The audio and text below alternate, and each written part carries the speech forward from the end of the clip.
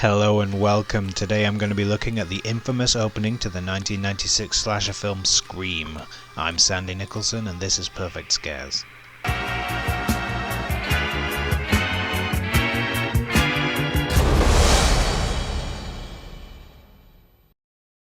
Ordinarily on this channel I'm going to be showing you the scene before I pick it apart, but in this case not only is the scene already really well known, it's also 13 minutes long. It is available for free on YouTube though, so I do recommend you rewatch it if you haven't done recently.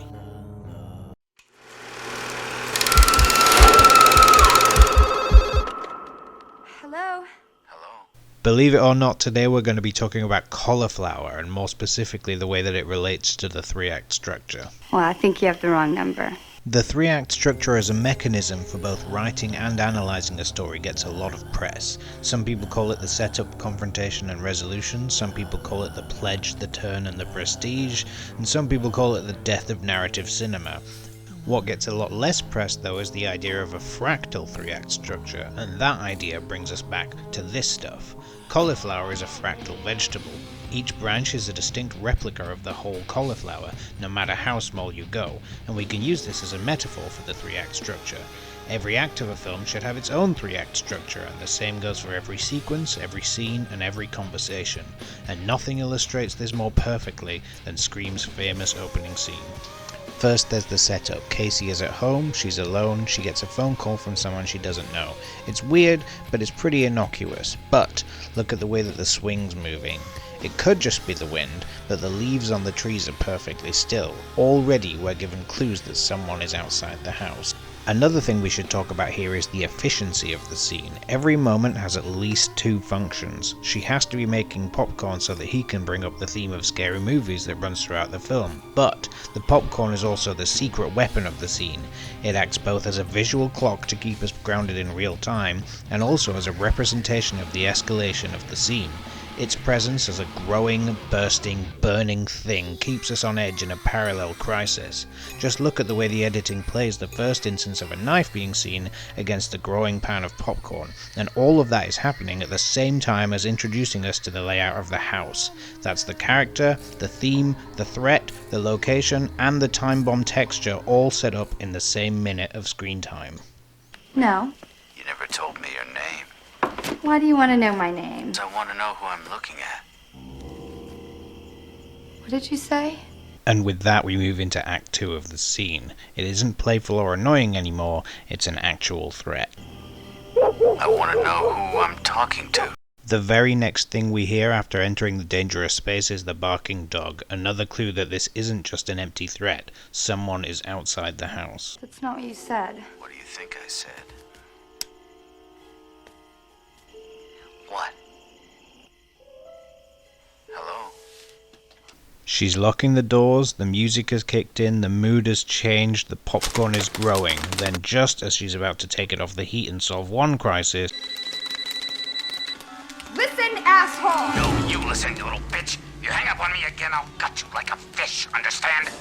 We talked in the last video about perspective, and it's key here as well. Everything we learn at the same time as Casey does, and when she's searching outside for any signs of the killer, we're doing the same.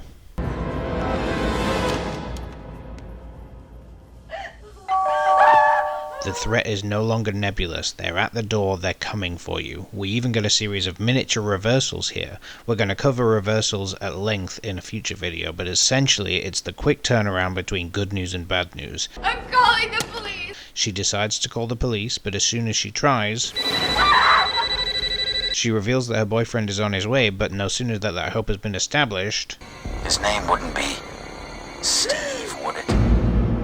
She's literally backed into a corner and there are threats on all sides, and the phone, the very same thing that's connecting her to the danger, is now the only way she can save her boyfriend's life. This is also a perfect example of the way even a single conversation can have a three-act structure. He asks question 1. Name the killer in Halloween. She gets it right. Hooray! Michael. He asks question 2. Sorry, that's the wrong answer. She gets it wrong, and Steve dies. He asks question 3, but this time the rules have changed. What door am I at? Not only is this not a horror movie trivia question, he's also done waiting for the answer. And that moves us into Act 3, the climax, the point of no return, the ending. She runs for her life, and the first thing she sees is the popcorn, now fully on fire and filling the house with smoke. This is as bad as it gets. 9 minutes into the scene and we get our first glimpse of the killer, just a flash as Casey tries to escape.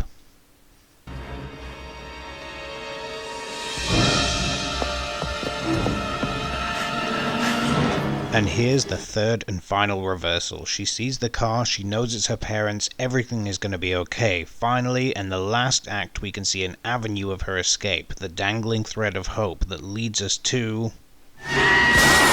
We think it's over, but she manages to get one good hit in, knocking him back and establishing not only that he can be harmed, he isn't an unstoppable machine like Michael Myers, but also that she still has a chance to escape.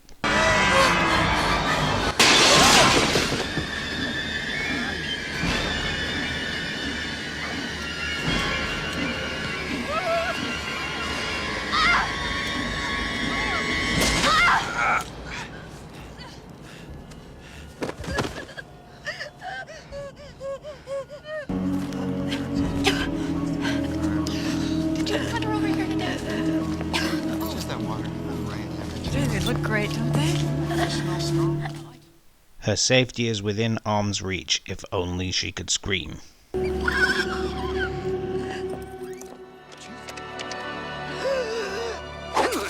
Finally, it's over. Casey dies, and as a final brutal epilogue, her mother has to listen to her die on the very same phone that started the danger in the first place.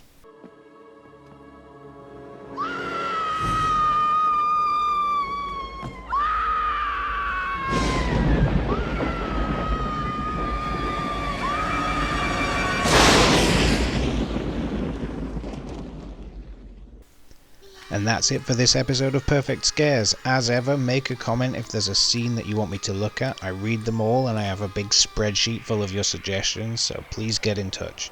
I'll see you next time.